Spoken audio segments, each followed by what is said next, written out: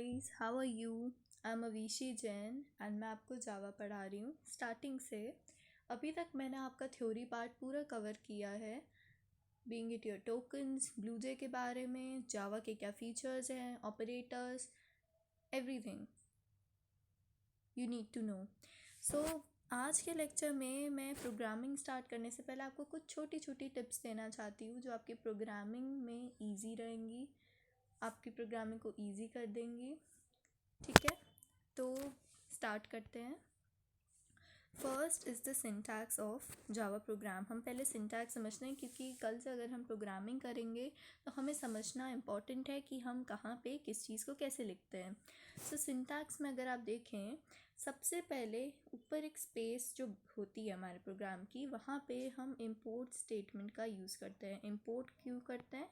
हम अपने जावा में जो पैकेजेस होते हैं, packages are the collection of your similar classes. तो क्लासेस में मतलब जो पैकेज में क्लासेस हैं उनको बुलाने के लिए, इन्वोक करने के लिए we use the keyword import. Java में कैसे कैसे पैकेजेस हैं? Java dot IO input output का, फिर जावा डॉट यूटिल है जिसमें आपकी स्कैनर क्लास है। बाय डिफ़ॉल्ट आपके जावा का जो package which gets invoked by default is your Java dot Lang.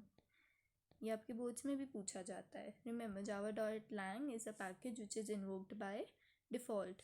ठीक है, तो ये तो आपके पैकेज को इन्वोक करने के लिए यहाँ पे आप ऐसे लिखते हैं इम्पोर्ट, फिर जो भी आप पैकेज लिख रहे हो उसके बाद में डॉट एस्ट्रिक लगा देते हो। ठीक है, नेक्स्ट आप लिखते हो अपने क्लास का नेम। जो भी आपकी क्लास का नेम है उसको आप लिखोगे ऐसे करके, क्लास लिखा और फिर क्लास का नेम। ठीक है, क्लास का नेम, जैसे मैंने क्लास कीवर्ड लिखा, उसके बाद मेरा जो भी क्लास का नेम था मैंने ऐसे करके लिख दिया। Next you right this bracket, open bracket. उसके बाद में आप अपना एक्सेस स्पेसिफायर लिखते हो और वॉइड मेन। देखो, मेन से स्टार्ट करते हैं। जो आपका मेन होता है function, that is the most important function, and आपका जो प्रोग्राम की एग्जीक्यूशन होती है it start from this main function itself. तो एक्सेस स्पेसिफायर में मैंने आपको 4 टाइप के बताए थे, public, private, then it is your protected, and next one, last one, या फिर आप कह लो डिफ़ॉल्ट या फिर जो फ्रेंडली है। डिफ़ॉल्ट आपको लिखना नहीं पड़ता है क्योंकि it gets invoked by default. Access specifier आप यहाँ पे लिखते हो, पब्लिक, प्राइवेट, प्रोटेक्टेड लिखोगा, कुछ भी नहीं लिखा है तो ऑटोमेटिकली वो डिफ़ॉल्ट ले लेगा। वॉइड मेन आप लिख रहे हो क्योंकि आपका मेन फंक्शन कुछ भी रिटर्न नहीं कर रहा है। वॉइड का मतलब आपका function has no return type. ना व्हाट इज़ फंक्शन आप आगे जाके थ्योरी पार्ट में सीखोगे और फिर उसके एप्लीकेशंस भी यूज़ करोगे। मेन फंक्शन आप लिखते हो, उसके बाद में ये ब्रैकेट्स जो मैंने लगाए हैं, ये these are called your parenthesis, and in parenthesis के अंदर आप कुछ पैरामीटर्स देते हो। जैसे आप एक इंटीजर a भी दे सकते हो, आप एक फ्लोट b, कुछ भी दे सकते हो। आपको जो भी वैल्यू यूज़र से लेनी है वो आप इन ब्रैकेट्स में लिखते हो। After that again this bracket opens और आपको जो भी आपका प्रोग्राम है वो लिखा। फिर ये जो मेरा ब्रैकेट था इसको मैं यहाँ क्लोज कर रही हूँ। नेक्स्ट ये जो मैंने ब्रैकेट लिया वो मैं इस क्लास का जो ओपन किया था उससे बंद कर रही हूँ। तो जो ब्रैकेट ओपन हुआ है उसको क्लोज भी करना पड़ेगा, नहीं तो आपका एरर डिस्प्ले करेगा। ठीक है, आई थिंक आपको सिंटैक्स समझ में आ गया होगा। नेक्स्ट, अगर आपको स्क्रीन पे कुछ प्रिंट करना है, दैट मीन्स जो आपकी स्क्रीन है आप उस पर कुछ लिख के आना चाहते हो, जैसे आपका मन किया कि आप हेलो वर्ड चाहते हो कि आपकी स्क्रीन पे लिख के आए, तो उसके 2 तरीके हैं, राइट? तो 2 तरीके हैं आपकी स्क्रीन पे कुछ भी प्रिंट करने के। या तो आप जो प्रिंट कर रहे हो आप नेक्स्ट लाइन पे कुछ जाना चाहो, या फिर आप सेम लाइन पे प्रिंट करना चाहते हो। तो इनके 2 तरीके हैं। First is using the println function, second is using the print function. अब मैं फंक्शन बार बार क्यों कह रही हूँ, मैंने आपको बताया था कि ऑब्जेक्ट की 2 कैरेक्टरिस्टिक्स होती हैं, एक डेटा और एक फंक्शन से डील करता है, राइट? तो पहले देखते हैं हम println का application. System dot out dot println, system out मतलब कि सिस्टम आपका बाहर दे रहा है, println मतलब कुछ स्क्रीन पे प्रिंट करेगा। ln वर्ड जहाँ पे है इसका मतलब आपका नेक्स्ट लाइन पे कर्सर आ जाएगा, एंड जहाँ प्रिंट है मतलब आपका कर्सर वहीं रहेगा। ln आते ही वो आपका नेक्स्ट लाइन पे चला जाएगा। ठीक है, तो स्टार्ट करते हैं इस एग्जाम्पल से जो मैंने आपको दिया है। System dot out dot println है, आपका कर्सर पहले यहाँ था। अब जो भी चीज़ इन्वर्टेड कॉमा के अंदर होती है आप उसे प्रिंट कर दो स्क्रीन पे। तो इन्वर्टेड कॉमा के अंदर पहले क्या लिखा है, हेलो, आपका हेलो, और उसके बाद में कॉमा भी लगा है, तो ये कॉमा आपने लिख दिया। अब आपका कर्सर यहाँ ब्लिंक कर रहा है, ठीक है। अब एलन जैसे ये इनकाउंटर हुआ आपके प्रोग्राम में, तो ये कर्सर आपका मूव होके नेक्स्ट लाइन पे आ गया। अब नेक्स्ट लाइन पे देखो क्या है, system dot out dot println पे भी ध्यान में दो। इन्वर्टेड कॉमास के अंदर क्या लिखा है, वर्ड, तो ये आपका वर्ड यहाँ पे लिख देगा।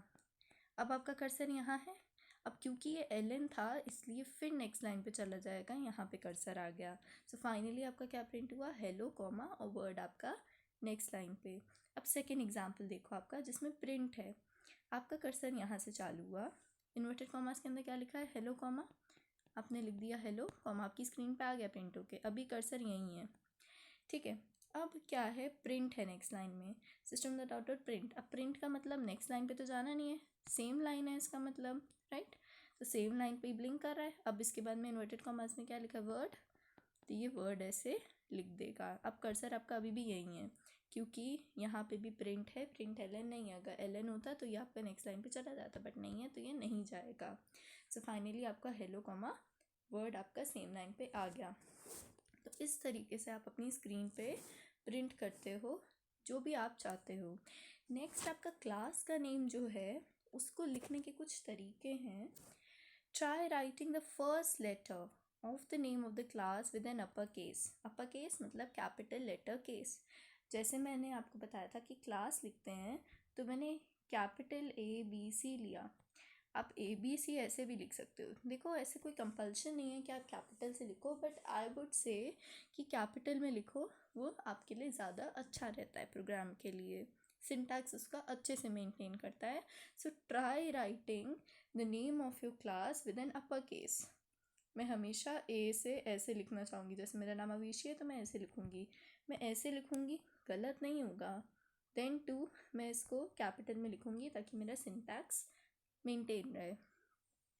Next, a class name is an identifier, so it must follow the identifier naming rules, जिसमें से सबसे इम्पॉर्टेंट क्या है, it must not begin with a digit. आपकी क्लास का नेम 1 2 3 ऐसे करके 1 से स्टार्ट हो रहा है, 2 से स्टार्ट हो रहा है, ऐसे, no, this all is wrong. आपका क्लास का name should not begin with a digit. And क्योंकि एक आइडेंटिफायर जो है it must not be a keyword, आपका क्लास का जो भी नेम है it must not be a keyword, क्योंकि कीवर्ड आपके रिजर्व्ड वर्ड्स होते हैं जो सिर्फ स्पेशल पर्पसेस के लिए यूज़ होते हैं। सो आपका class name can not be a keyword, okay. Next जो है मैं आपको बताना चाहती हूँ, how do you take input from a user. User कौन है, आप प्रोग्राम लिख रहे हो। कंपाइलर कौन है, आपका कंप्यूटर, आपका सिस्टम जिसमें आप जावा के चीज़ें लिख रहे हो, कोड्स लिख रहे हो, राइट। तो यूज़र आप हो। अगर आप चाहते हो कि कंपाइलर आपसे कुछ वैल्यूज़ मांगे, जैसे आपने कोई वेरिएबल A B यूज़ किया, आप चाहते हो कि आप A को वो वैल्यू दो जो आपका प्रोग्राम लिखने के बाद जो भी मन करे, आप कभी 1 दे रहे हो, कभी 2 दे रहे हो, कभी 3, तो उन सब के लिए आप यूज़र से वैल्यूज़ मांगते हो। तो प्रोग्राम देखो, मैंने लिखा है क्लास ABC, देखो क्लास मैंने लिखा, कैपिटल से मैंने स्टार्ट किया अपना क्लास का name. After that void main.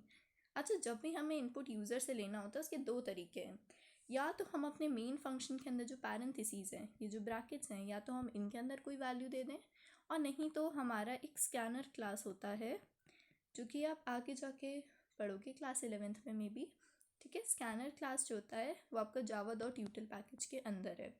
अब आप उसे तो यूज़ नहीं कर रहे फ़िलहाल, अभी हम छोटा तरीका देखते हैं, that is taking the values from your main function. तो यहाँ मैंने मेन फंक्शन जो है मेरा, उसमें मैंने एक इंटीजर वैल्यू ली है a, एक वेरिएबल a जो इंटीजर डेटा टाइप है जिसका, उसको मैंने डिक्लेयर कर दिया है यहाँ पे, और इसकी वैल्यू अब यूज़र देगा। तो अगर यूज़र से वैल्यू लेनी है, वॉइड मेन के जो ब्रैकेट्स हैं उसमें बस लिख दीजिए आपको किसको वैल्यू देनी है। फाइनली मैंने मेन ब्रैकेट के अंदर आपका ये ब्रैकेट ओपन किया, मैंने system dot out print L लिखा। अब एल का मतलब क्या है, मेरा कर्सर लिखने के बाद किस पे चला जाएगा, लिखने के बाद जाएगा। दैट मीन्स ये क्या प्रिंट करेगा, value of A is equal to, और फिर ये प्लस ए। अच्छा, कोई बताएगा, कमेंट सेक्शन में लिखना क्या ये प्लस ए प्रिंट हो क्या आएगा आपकी स्क्रीन पे। पॉज करना और लिखना। तो ये आपका प्लस ए लिख के नहीं आएगा क्योंकि आपका इन्वर्टेड कॉमास में नहीं है। बट ये प्लस साइन का मतलब है कि आप जो भी वैल्यू लिख रहे हो इसके बाद मैंने ए लिखा है, मतलब आपका ए वेरिएबल लिख के नहीं आएगा। ए वेरिएबल जब भी मैं कुछ भी लिखती हूँ, मैंने प्रिंट एलएन के अंदर अगर कोई भी वेरिएबल लिखा है तो वो वेरिएबल प्रिंट नहीं होगा, उस वेरिएबल के अंदर जो कांस्टेंट स्टोर है, जैसे ए के अंदर अगर 1 स्टोर होगा तो वो 1 लिख के आएगा, 2 स्टोर होगा तो 2 लिख के आएगा, ऐसे लिख के आएगा। ठीक है, तो आपका ए वेरिएबल जो है ये लिख के नहीं आएगा। तो फाइनली आपका प्रिंट आउट करके क्या आएगा, the value of A is equal to, अब ए की वैल्यू यूज़र से आप मांगोगे, सपोज कर आपने 5 दी तो ए इज़ इक्वल टू, इसके बाद में आंसर आपका 5 ऐसे लिख के आ जाएगा। So this is how you take input from the user. आपको समझ में नहीं आ रहा होगा कि ऐसा कैसे होता है, तो मैं नेक्स्ट वीडियो में आपका ब्लूजे ऐप पे आपको प्रोग्राम्स लिख के दिखाऊंगी, how to create the projects, उसके अंदर क्लासेस कैसे, एंड आप प्रोग्राम कैसे लिखते हो, कैसे वैल्यूज़ देते हो, वो सब मैं आपको नेक्स्ट वीडियो में बताऊंगी। Thank you, goodbye, have a nice day.